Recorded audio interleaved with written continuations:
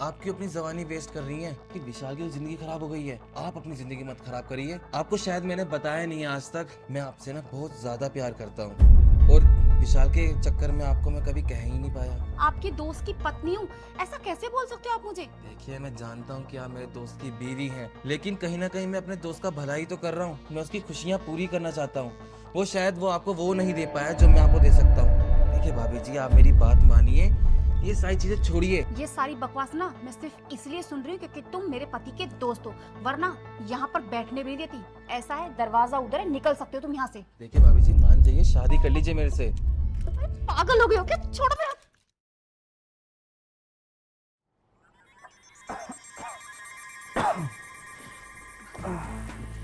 ये लीजिए, पानी पी लीजिए।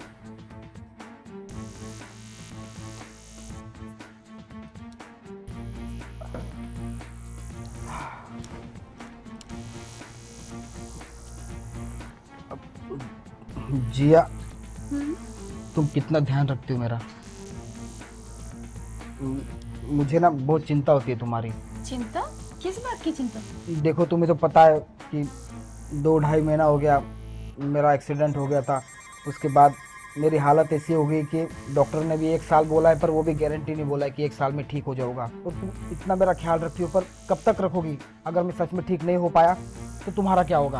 अरे आप टेंशन क्यों लेते हैं? डॉक्टर ने कहा है ना कि आप ठीक हो जाएंगे, और मुझे ना भगवान पर पूरा भरोसा है, आप जल्दी ठीक हो जाएंगे। आप ज्यादा ना परेशान मत हो। मैं परेशान नहीं हूँ, पर मेरे लिए तुम जो परेशानी उठा रही हो उसका क्या? देखो, 3 महीने हो चुके थे हमारी शादी को, और 3 महीनों में तुमने क्या ही जिंदगी जी है। ना जाने तुम्हारे कितने सपने हो गए शादी के बाद। सारे सपने मेरी इस हालत की वजह से चूर चूर हो गए। आप ना अपना दिल छोटा मत कीजिए। और आपको पता है, ये जो 3 महीने मैंने आपके साथ बिताए हैं ना, ये मेरे लिए 3 बरस से कम नहीं है। मैं बहुत खुश हूँ आपके साथ, और ना मुझे आपकी सेवा करने में ना बहुत सुकून मिलता है। आप ये ना बेकार की बातें मत सोचिए। देखो, मुझे पता है तुम ना मुझसे बहुत प्यार करती हो, और तुम कोई भी कसर नहीं छोड़ती अपने प्यार में, मेरी सेवा में। और सच बताओ जिया, मैं भी तुमसे ना उतना ही प्यार करता हूँ। इसलिए मैं चाहता हूँ कि तुम ना हमेशा खुश रहो। तो तुम्हारी खुशी के लिए मैंने एक डिसीजन लिया है। वो क्या? मैं चाहता हूँ तुम कोई अच्छा सा लड़का देख के ना शादी कर लो। देखो, मेरे साथ भगवान ने जो करना था वो कर लिया। तुम अपने आप को क्यों दोष दे रही हो इतना मेरे लिए? ये क्या कह रहे हैं आप? मैं दूसरी शादी कर लूं? अरे मैं ऐसा कैसे कर सकती हूँ? आप मेरे पति हैं, मैंने आपसे शादी की है, 7 फेरे लिए हैं आपके साथ। एक पत्नी का फर्ज होता है अपने पति की सेवा करना और हर अच्छे बुरे वक्त में उसका साथ देना। पर इस हालत में छोड़ के मैं आपको किसी और के साथ चली जाऊं? नहीं, मुझसे ये नहीं होगा। और आपने मुझसे दोबारा इस बारे में कोई बात की ना, तो मैं आपसे कभी बात नहीं करूंगी। अच्छा ठीक है, अपना दिल छोटा मत करो। आगे से ना मैं इससे कोई भी बात नहीं कहूँगा जिससे तुम्हारा दिल दुखे, ठीक है? बेल बज रही है, लगता है कोई आया है। हाँ, मैं देख कर आती हूँ। ठीक है। मैं तो खामखा टेंशन ले रहा था कि मेरी भी पता नहीं क्या सोच रही होगी, कितनी अंदर से दुखी होगी। पर ये तो सच में मुझसे बहुत ज़्यादा प्यार करती है। चलो, अब जो टेंशन मैंने लेनी थी वो तो सॉल्व हो चुकी है। पता नहीं अब कौन आया होगा। विशाल, हाँ। देखो आपसे मिलने कौन आया है? आपका दोस्त। अरे हर्ष, तुम आजा आजा। इतने सालों बाद यहाँ पे कैसे? शूटिंग के पर्पज से आया था, काम के सिलसिले में आया था, और मैंने मनोहर से पूछा कि भाई विशाल है कहाँ, क्या कर रहा है आजकल। उसने बताया कि तेरा एक्सीडेंट हुआ है। मैं भागा भागा सारा काम छोड़कर तेरे पास आया। तूने मुझे एक बार भी बताना जरूरी नहीं समझा। यार अब क्या बताऊँ, 3 महीने हो चुके, अचानक से मेरा एक्सीडेंट हो गया था। अब भगवान को जो मंजूर था वो तो हो गया, पर टेंशन की बात नहीं है यार। अब तेरी भाभी है ना, मेरा इतना ख्याल रखती, इतना ख्याल रखती ना। अरे मुझे तो पता ही नहीं चलता कि मैं अपाहिज हूँ। अच्छा, भाभी के आते ही तू अपने दोस्त को भूल गया। देख, अब तू टेंशन मत ले, तेरा सारा खर्चा इलाज का ना मैं संभालूंगा और अच्छे से अच्छे डॉक्टर को दिखलाऊंगा।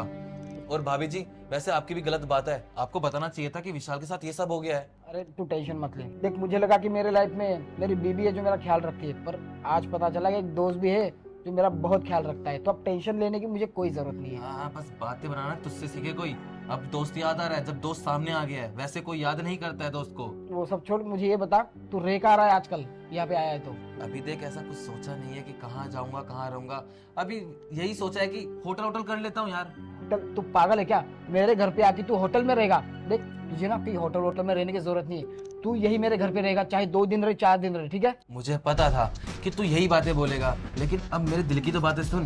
देख, मैं नहीं चाहता कि तुम दोनों के ऊपर मैं बर्डन बनूं। अब तू खुद ही देख, यहाँ पर तेरी भी तबीयत खराब है और दूसरी चीज भाभी तेरी सारी चीजें संभालती हैं। अब मैं नहीं चाहता कि वो चीजें मेरी भी देखें। यार एक तरफ तू मुझे भाई बोलता है और दूसरी तरफ खुद को बर्डन समझता है, ये तो तेरी गलत बात है। अब तू आया है तो तुझे रुकना ही पड़ेगा। चल ठीक है, अगर तू कह रहा है ना, मैं 2 दिन के लिए तेरे पास रुक जाऊंगा, ठीक है? ठीक है, तो काम कर, तू काफी थका हुआ लग रहा है, तू फ्रेश हो जा, तब तक तेरे लिए भाभी चाय बना देगी। ठीक है, मैं अभी बना देती हूँ। हाँ, जा फ्रेश हो जा तू। हाँ, मैं फ्रेश होता हूँ। चल ठीक है, तू आराम कर, मैं आता हूँ। ठीक है। लो, इतना अच्छा दोस्त मिला है मुझे। अरे 2 साल हो गए, पर 2 साल के बाद भी कितना केयरिंग है। दोस्त को नहीं भूला आपने। हाँ, भगवान करे कि ऐसी बीबी और ऐसा दोस्त ना सबके नसीब में दे। देवर जी, ये लीजिए चाय। जी। अरे कहाँ जा रही हैं आप? बैठिए ना, मुझे वैसे भी आपसे कुछ बातें करनी है। क्या बात? भाभी जी, आप जानती हैं कि विशाल के साथ ये सब जो हुआ है ना, बहुत बुरा हुआ है। ऐसा नहीं होना चाहिए था, लेकिन आप देखिए ना, विशाल के साथ साथ आपकी भी जिंदगी खराब हो ही रही है। आप क्यों अपनी जवानी वेस्ट कर रही हैं? मतलब आप देखिए ना, अपने आप को, इतनी सुंदर है, अभी भी जवान है। विशाल को जो हुआ है ना, पता है ना उसे क्या कहते हैं? देखिए, विशाल को पैरालाइज हुआ है, लेकिन डॉक्टर ने बोला है कि वो ठीक हो जाएंगे। 1 साल का टाइम दिया है डॉक्टर ने, लेकिन देखना वो ना 2-3 महीने में ही ठीक हो जाएंगे। मेरा दिल कहता है मैं अच्छे से अच्छे डॉक्टर से उनका ट्रीटमेंट करवाऊंगी।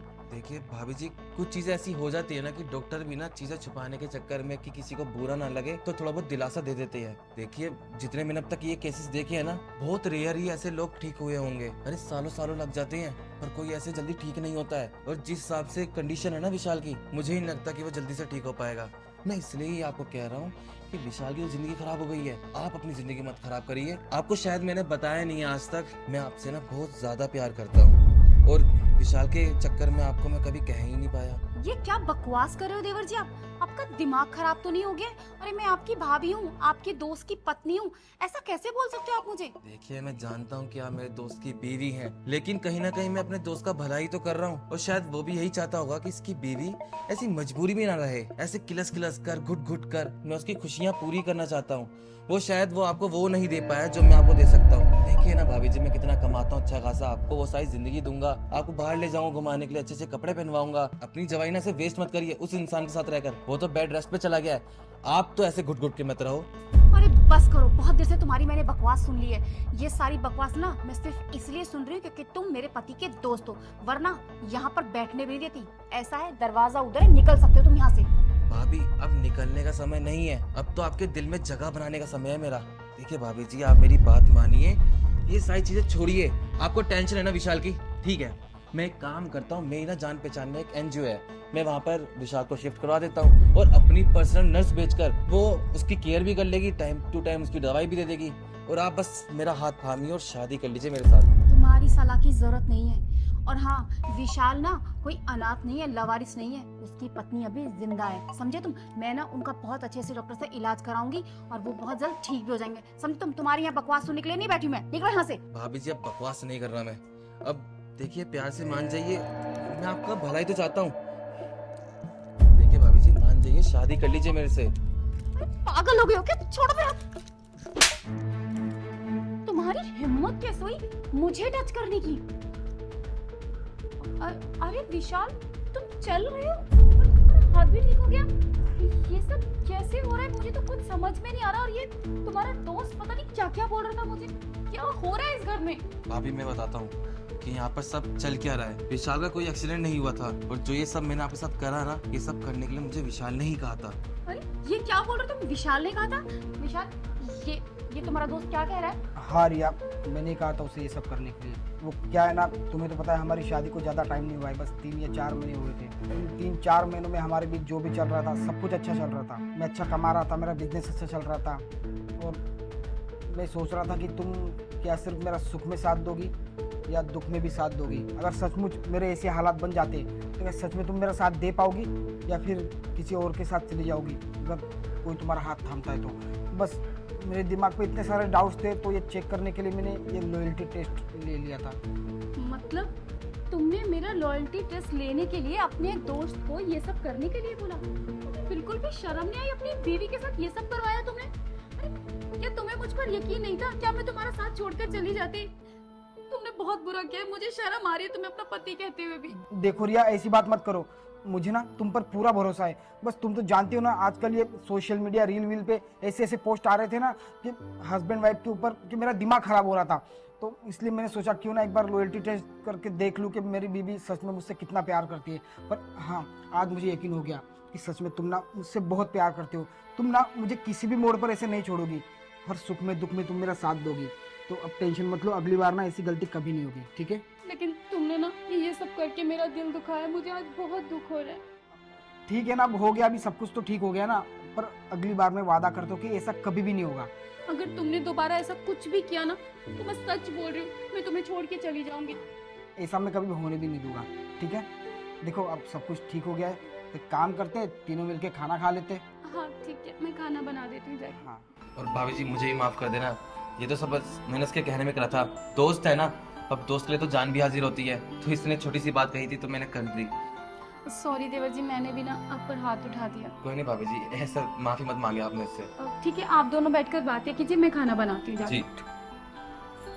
हाँ, होगी भाई, तेरे सारे डाउट क्लियर?